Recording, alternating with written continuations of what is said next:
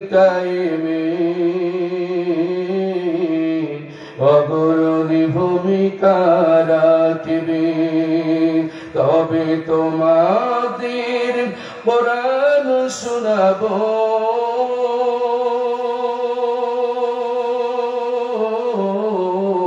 যে কোরআনে ঈমানটা জাগবে।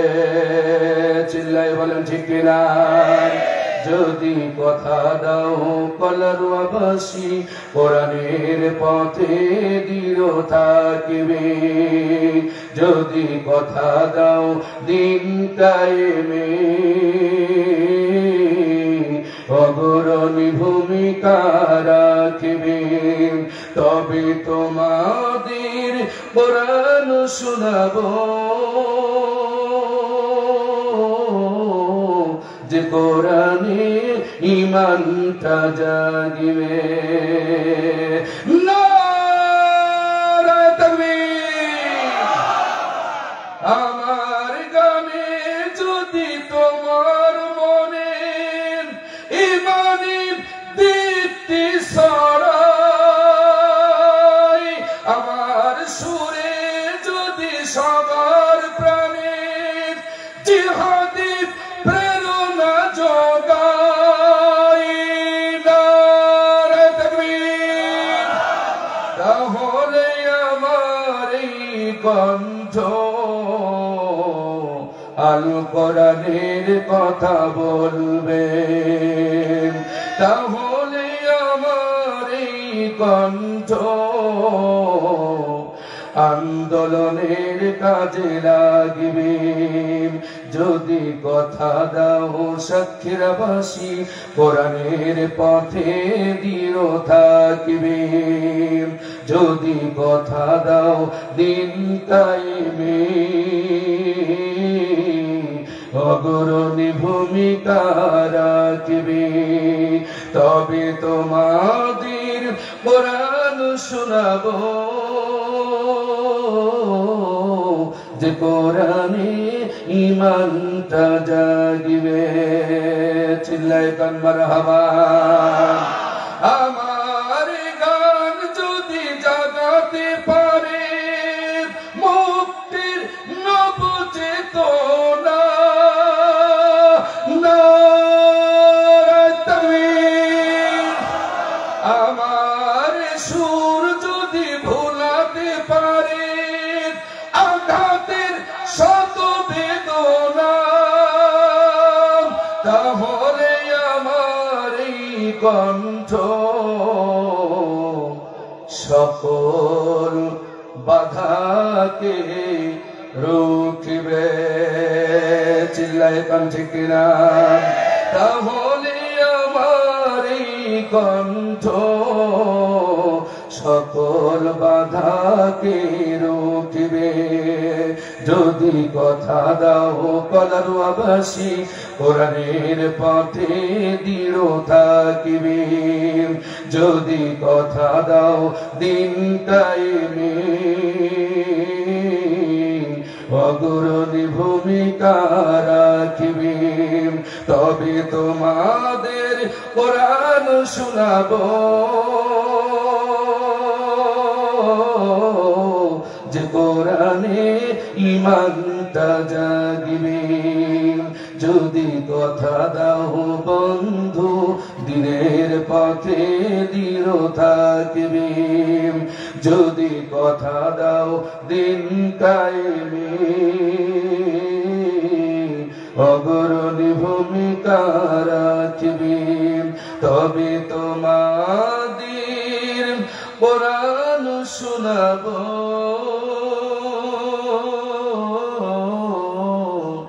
যে কোরআনে হৃদয়টা জাগবে।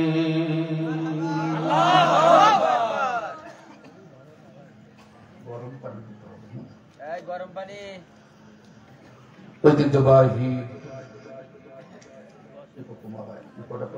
সাউন্ডটা বাড়ি যখন কথা বলছি, যাক বাইরে দরকার নেই, ভিতরে হলে হবে, বাইরে আওয়াজ দরকার নেই। ঐতিহ্যবাহী মোরালিকাটি ৭ নং ওয়ার্ড যুব কমিটির উদ্যোগে আয়োজিত ঐতিহাসিক পঞ্চম বার্ষিকী 2 দিনব্যাপী তাফসীরুল কোরআন মাহফিল। আজকের সমাপনী দিবসে উপস্থিত আছেন সম্মানিত সভাপতি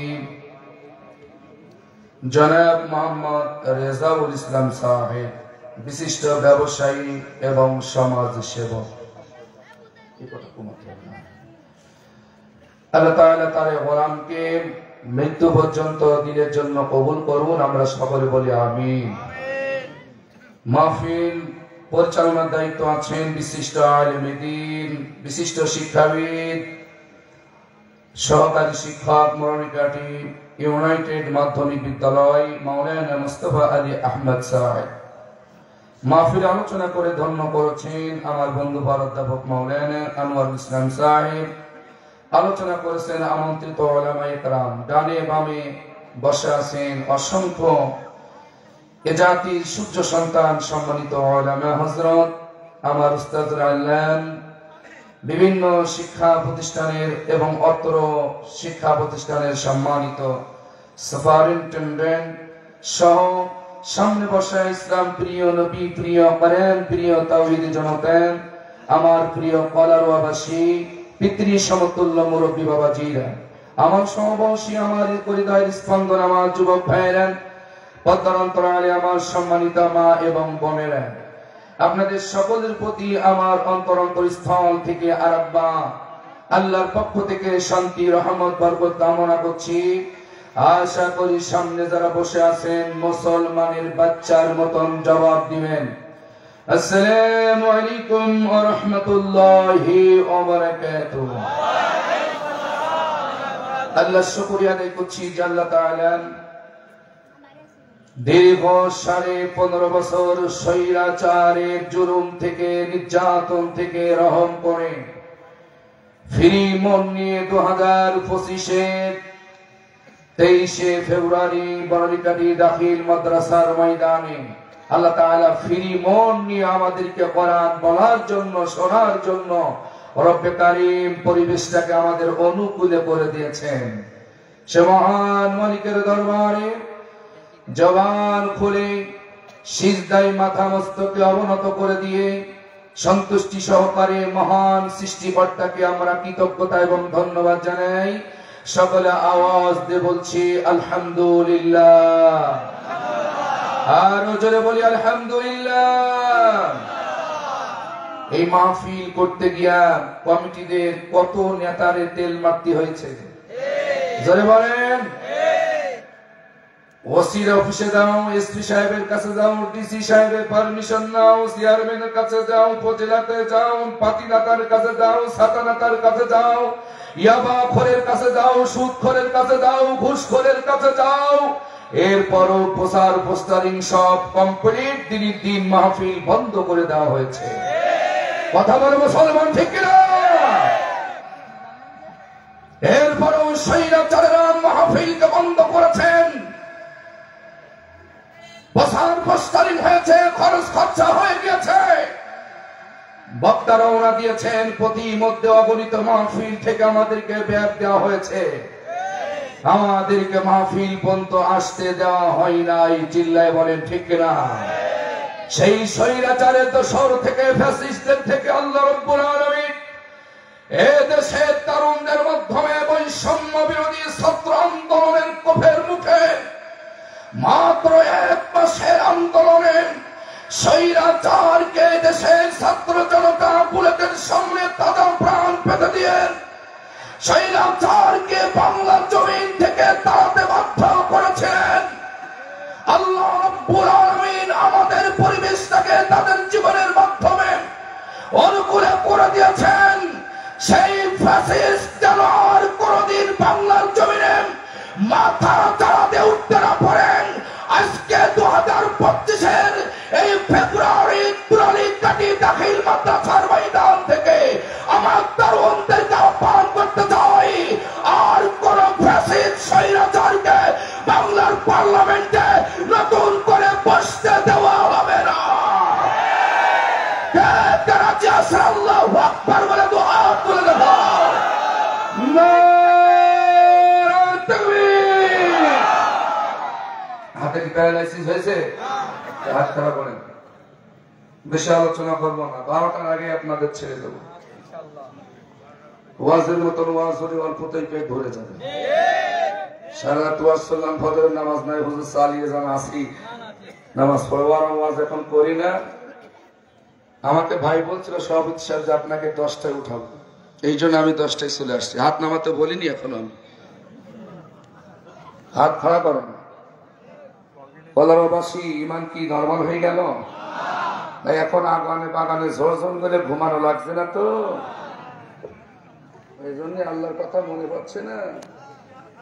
হ্যাঁ, এর আগে ভালোই তো জোর হতো, এখন জোর হচ্ছে না কেন? আবার কি আকারে নিয়ে আসতো বর্ডার দিয়ে? আপনাদের সাইজ করতে হলে আকারের দরকার। হাত ধারা করেন। এত তাড়াতাড়ি নামাচ্ছেন কেন? কবরে থাকবেন 40,000, আখেরাতে দাঁড়াবেন 50,000 বছর। কত হলো? এত তাড়াতাড়ি নামাচ্ছেন কেন? জান্নাতে যাবেন না? ঢুকাই যাবো আজকে জান্নাতে আপনার। এত সোজা? মুনাফিকি করবেন, 2 নম্বরই করবেন, শয়তানি করবেন, বদমাইশি করবেন, বেহেশতে যাবেন আল্লাহর, তা কোনদিন হয়? যুবকেরা হাত খাড়া করো। আবার তোমাদেরকে প্রয়োজন হলে ময়দানে ঝাঁপিয়ে পড়তে হবে। কথা বলে ঠিক কিনা? তবু আর কোন ফ্যাসিস্টকে বাংলার জমিনে জায়গা দেওয়া হবে ইনশাআল্লাহ। আল্লাহ কবুল করুন, বলুন আমিন। প্রিয় বন্ধুরা আমার, আসুন, আমি লম্বা চলার সময় নেব না।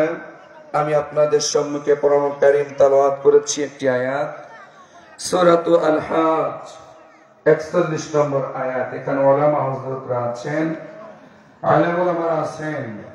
এই পৃথিবীতে আল্লাহ যাদেরকে রাষ্ট্র ক্ষমতা দিবেন, যাদেরকে এই রাষ্ট্রের মালিক বানাবেন, তাদের প্রধানত রাষ্ট্রীয়ভাবে 4টে কর্মসূচির কথা আল্লাহ আলোচনা করেছেন। আজকে আমি সেদিকে আপনাদেরকে নিয়ে যাব। বর্তমান প্রেক্ষাপটের উপরে এই আয়াতটা আমাদের জন্য খুবই জরুরি। কারণ আমরা অনেকে নামাজ পড়ি, রোজা করি, হজ করি, দান সাদকা করি, কিন্তু আল্লাহর কোরআন দিয়ে দেশ চলুক এটা অনেকে চায় না। যারা বলেন আছে না নাই? এদের নামাজ, রোজা, হজ, যাকাত কিছু কবুল হবে?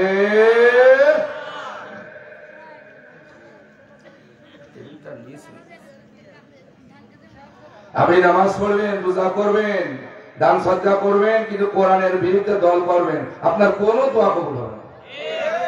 নামাজ পড়বেন তার জন্য, রাজনীতি করা লাগবে তার জন্য। একবার আমি সোজাসুজি বলছি, কোনো ফের ফেস নেই। আগে তো ওরা তো চারিদিকে প্রশাসন নিয়ে দাঁড়িয়ে থাকতো, তখন কথা বলতে এদিকে টাকা দিত। এখন তার এদিকে টাকার কোনো সুযোগ নেই। কথা বলেন ঠিক কিনা? যেটা আসবে সেটা পাশা লাল হয়ে যাবে। কথা বলেন। মস্তানি অনেক দেখাইছেন 15.5 বছর, আর মস্তানি চলবে না।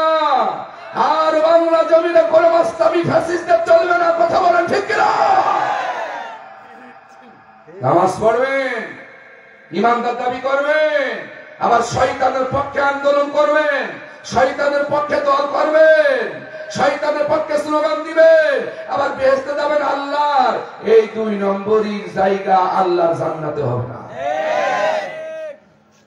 প্রিয় বন্ধুগণ, সংক্ষিপ্ত পরিসরের কথাগুলো আমি আপনাদের ব্রেনে ঢোকাই দিতে চাই। আল্লাহ রাব্বুল আলামিন এই পৃথিবীতে যাদেরকে রাষ্ট্রীয় ক্ষমতা দিবেন, যদি আল্লাহ আমাদেরকে রাষ্ট্রীয় ক্ষমতা দেন, এই রাষ্ট্রের মালিক যদি আল্লাহ আমাদেরকে বানায়, বা এই দেশের কাউকে যদি আল্লাহ রাষ্ট্র ক্ষমতার মালিক বানায়, তাহলে রাষ্ট্রীয়ভাবে আল্লাহ রাব্বুল আলামিনের পক্ষ থেকে আদেশ হচ্ছে তারা 4টি কাজ রাষ্ট্রীয়ভাবে পালন করবে, আদেশ জারি করবে, আইন প্রতিষ্ঠা করবে।